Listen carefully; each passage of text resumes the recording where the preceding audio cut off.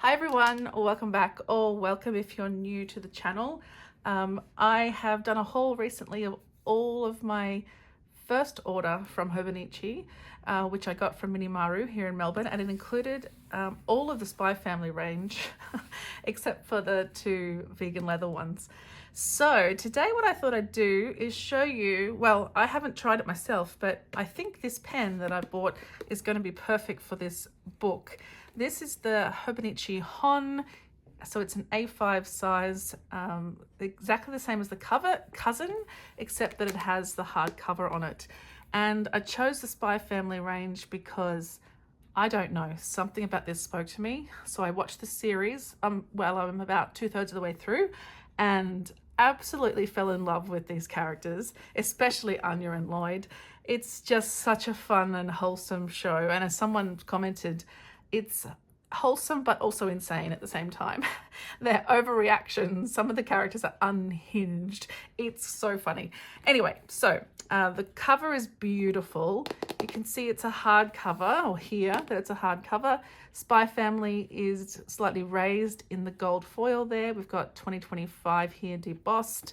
And we've got the names of the characters across the bottom: Lloyd Forger, Anya Forger, and Yor Forger. And on the back, we have their dog called Bond Forger. And we have Hobonichi stamped here as well. I really love this black spine showing 2025 and the HON logo in gold. Just love it.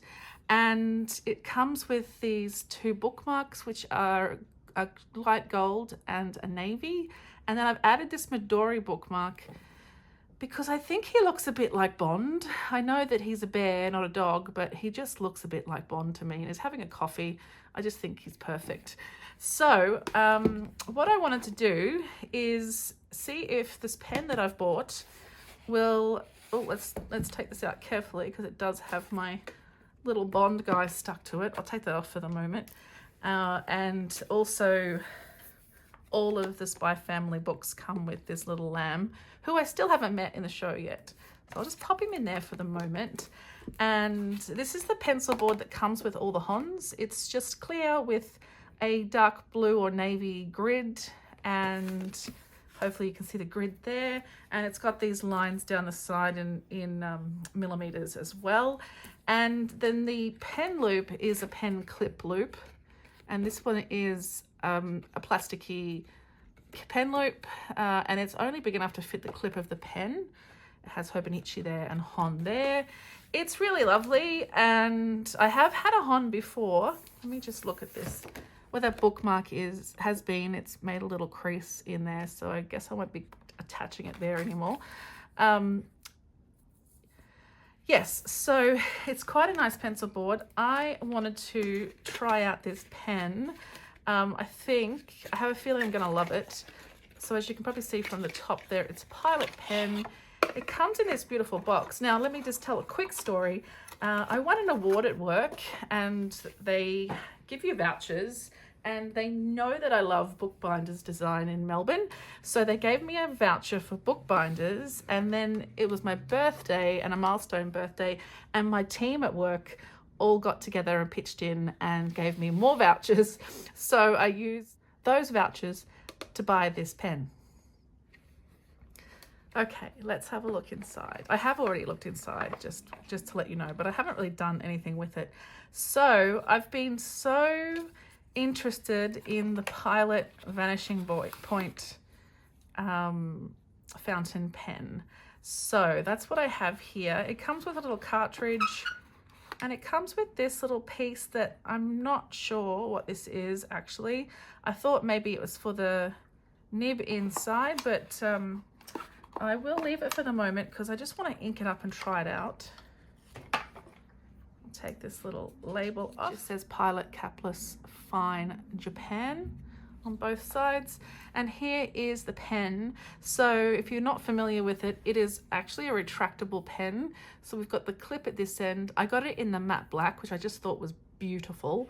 And it has a push down here to allow the nib to come out. So what's strange about this pen is that the clip is at this end where you write, but that means that when you clip it, it'll be standing up straight and the ink won't run out. And also when it retracts, it actually stops the nib, helps stop the nib from drying out so much.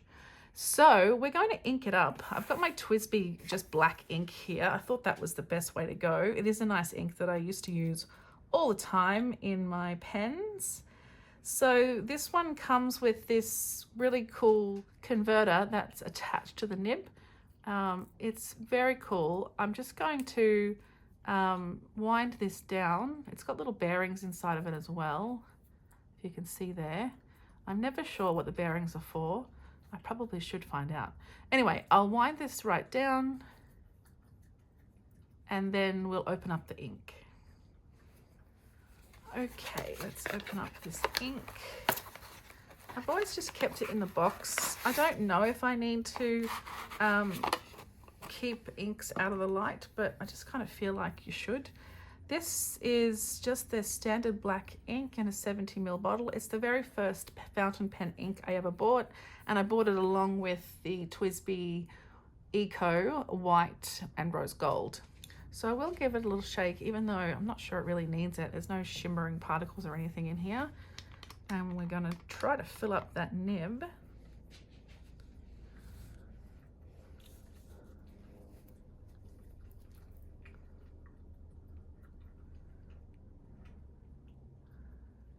Okay, so I'll just wind this up slowly. Okay, I've wound that up. I've had to dunk it quite a way in because I wasn't sure if it was coming up because I can't see anything here, but when I roll it, there is actually ink there. So I will be happy with that and just have to clean that off now that I've made such a mess of it. So this does have a black nib, which is pretty cool. All right, so we'll put the pen back together. So it does have this little notch here, which fits into here so that you make sure that the pen nib is aligned with the clip. And that way, well, I guess one of the things is your fingers won't get caught up on the clip when you're writing. Just do that up. And there's our little nib, very excited. Okay, I'll move this to the side as well.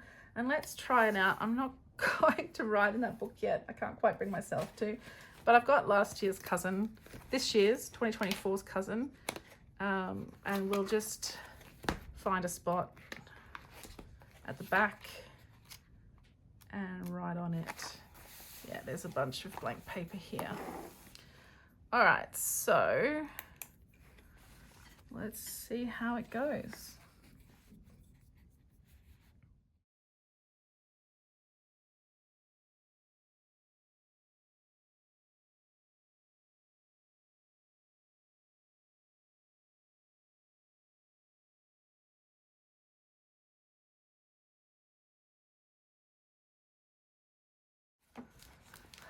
Okay, there we go. It does let you write within those boxes quite nicely, within the grid. I do love the 3.7mm grid of the cousin and the weeks.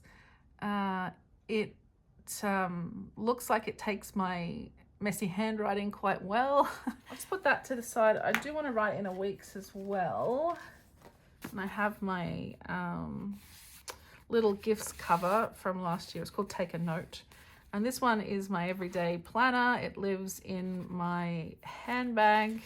I have inside my traveler's notebook. It just sits inside here with the Sarasa pen at the moment. Love this thing. All right, again with the back of the book, on the page here where I've been playing with other pens. So let's go down here.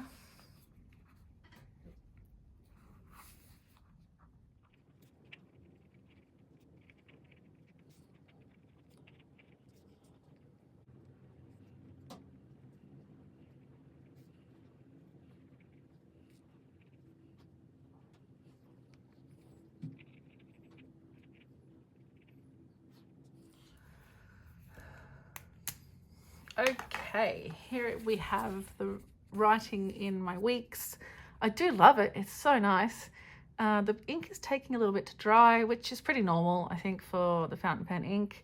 I don't really want to smudge it or anything. I'm just going to let it dry. But I've, on this one, done some little hearts and things just to see on the reverse page what happens. So let's take a look. I could have done it on the cousin as well, I suppose. So here, just the ghosting as usual, no bleed through, which is nice. And I have managed to smudge over here, so it definitely, this heart is not dry. But that's okay. I'll put that there and we'll have a look at the back of this one. I don't use the back pages in my cousin. Okay, so again, just ghosting, no bleed through at all there. Fabulous. Okay, let's see how it looks in my little pencil board. Now, I don't have a closure for this book, and I kind of don't want one. I'll just pop it in the back for now. And I'll attach my pen to the pen loop. Perfect. Looks good. I think the black goes really nicely with the cover. What do you think? I think it's great. And if this pencil board was actually on a daily, January 1st, that's very handy, then we could see how it pops out the side there like that. I think that's okay. I'm not sure I love how it moves around so much, but I think it's going to happen when you've got a pencil board with a loop at the top rather than in the middle. I could look at getting a different pen loop and attaching it inside the back cover potentially so that it doesn't move around quite so much. But still, it doesn't really matter. I think the pen is great with this book, and I want to try to stick to just using the one pen in here. I mean, for writing, I probably will do a bit of highlighting and things like that in here. So I think I said earlier, this is going to be my work planner, and we'll have a little look inside in case you haven't seen the HON before or a cousin. So the HON is different to the usual cousins and Techos in that it has HON written here. In the other books, they have hobo, and you can see it's a light background with a darker text. So in this one, we have the darker background with the lighter text. So let's have a quick look through Techo 2025 Cousin. We've got, mine is the English version. I bought it in Australia, here in Australia, from a local store. So I believe if an English version existed, that's what they stocked. I'm not quite sure, but I think that's the case. So we have the 2025 full page for this year. And then we have last year, 2024, and next year, the following year, 2026. And then we go into our whatever you want to call this, index, calendex, yearly view. We have 6 months to a spread, and it just lists down the side. We've got space at the top here for 3 checkpoints. They could be goals or whatever you want to complete that month. We've got sections at the bottom. Some people use these for trackers. Some people use this section for trackers. We have the days down the side here, dates, and then the day of the week as well next to it, and the weekends are the ones you can see in the colored boxes. So we have January to June, July through December, and then it gives you December's calendar as well should you wish to use it, and then we have January, etc. So 2025 starts on a Wednesday. We've got a lot of space in here, 1, 2, 3, 4, 5, 6, 7. I thought it was 7 lines to write on and 9 across. And then you've got this space at the top here as well, which, you could put something of significance that happened that day or a public holiday or whatever you like. So if we go through the monthlies, you'll see that we also get January 2026, and it's got the nice year written there, and we get January, February and March, so it allows you to future plan a little bit. And then we dive straight into the weekly section, which starts on the 30th because that's the Monday of the week that contains the 1st of January. It's quite a minimal spread, I would say. The Sundays and Japanese public holidays are in red, and you've got which week you're up to over here, and it says at the top here, first week. The timeline throughout the day starts at 5 a.m. and ends at 4 a.m, so 5 a.m. So you get the full 24-hour clock should you need it. And of course you can ignore those as well, whatever makes you happy. And that just continues all the way through until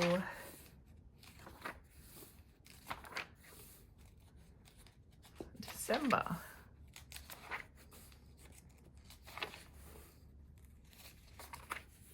And so we end on the 4th of January for this last week of December. And then we have a spread called Turning the Page to a New Year. We've got the little December calendar for 2024 and the January calendar for 2025. And it's just a soft grid over the whole thing. And you can use this for whatever you want. Personally, for a work planner, actually, maybe I should go back and talk through what I use these for. In the monthly sections, I put when my staff is on leave. I have a team of, I don't know, 8, 9, 10, maybe 10 now people, and I put their leave in here so I can see who's away and when. And then in this section, I usually just track what days I'm away when I'm traveling or on a public holiday. Sometimes I work from home as well. And in this very first calendar,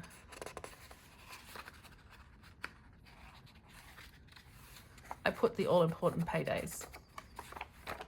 And in this page, I usually put something to do with the goals for the year. So we run a financial year in Australia, which is from July 1st to June 30th. So January is right in the middle of my year. So I will usually put where we finished at the end of December and then what the goals are for January through June, just to have them as a reminder.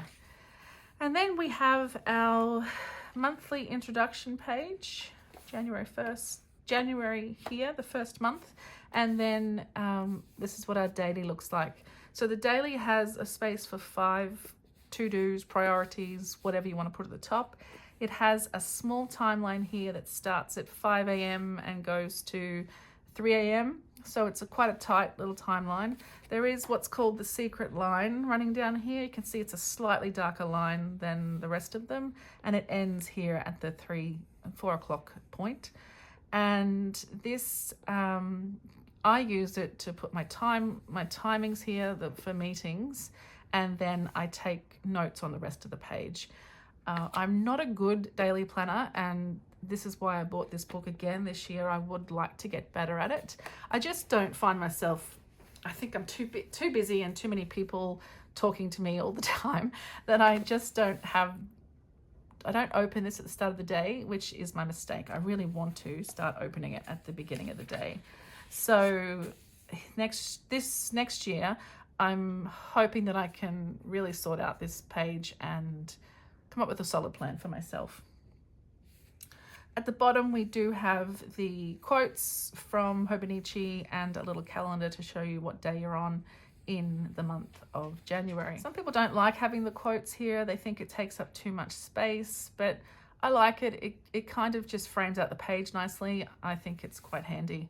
I didn't mention here at the top, but we do have also the moon phases and the number, which day of the year it is, so the first day of the year.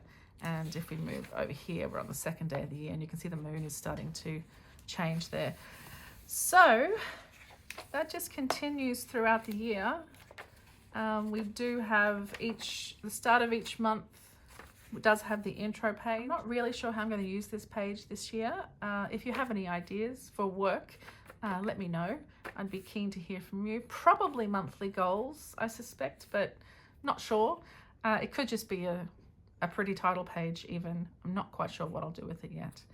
So that's the intro page. And hopefully you notice that all of the little numbers here that say what month we're in are different colors, and the grid actually matches that color. So you can tell most commonly in the reddish ones that the page is also red, the quotes are in red. So some people don't like this multicoloredness, but I do. I really like it. So I just think it adds a little bit extra to the book. So we end the year, of course, on December 31st. And then we have just a few grid pages at the back. 1, 2, 3, 4, 5, 6. And then there are pages at the back that are in every year, and some of them change a little each year as well. So this one is a little timetable, maybe for a class or maybe routine meetings that we have. I like that there's 2 because then you get a you know, alternate weeks of a fortnight, for example. Sometimes useful. We have a little graph paper here, whatever you want to record on there. If you wanted to track something, maybe budget, I could put in there if I really wanted to, but we have software that does that for us. Then we have our favorites page. So they suggest these little icons: movies, books, music, restaurants, shops, and maybe this is clapping, so maybe events. It's got stars, it's got a space to put the day and date, the date and the month. And then we have the My 100. So this year in 2024, I'm using this for my just the TV shows and movies that I'm watching, and I just put a little color to indicate whether it's a movie or a TV show. And I'm up around here, I think, now at this point, maybe around 65, 70 shows for the year, but I haven't actually been recording them all. Okay, so these are the pages that change each year. This year we have sample symbols and icons. A collection of icons for you to copy and use to brighten up your techo, adapt them, simplify them, color them, add to them, use them whichever way you like. So we have daily life, places and feelings, and then getting around. So train, bus, plane, foot, car, all of the little feelings here are very cute. Places, dentist, park, hairdresser, and then daily life. So I won't read them all out, but we've got gift, wake up, go to sleep, deadline, trip, movie, TV, etc. That's pretty cute. On this side, it has how to have fun keeping a diary. So with the help of Fumitake Koga, author of On Lonely Nights, It's Time to Write, we've come up with some hints to help you write and keep writing in your diary. So it's got some common issues. I keep on running out of things to say in my diary after just a few lines. I always end up writing negative things. How long do I have to keep at it before it's fun? So, and then there are answers to those as well. So if you're interested in those, you can have a read. We've got this year oodles of noodles. So soba, somen, ramen, udon, and yakisoba. So it's just explaining the difference of each of those. That's pretty cool. And this year we've got a write down memorable phrases you encounter throughout the year that you don't want to forget. That's pretty cool.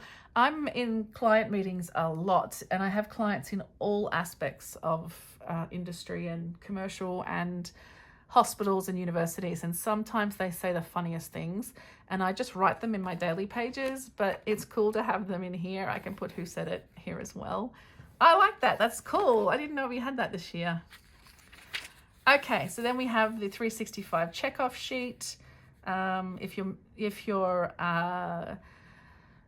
tracking something in particular, a no spend or steps, or making sure you're exercising or whatever it is, you could have the name of the goal at the top there and just check off, and you'll see how many days out of the year you managed to get it done. There's a couple of extra, so there's circles predominantly, but then we have some at 10, all the 10s are a little diamond shape. We have a star at 100 and a even more exciting star at 200. Where's 300? Yeah, 300 is a starburst, and at 365 again.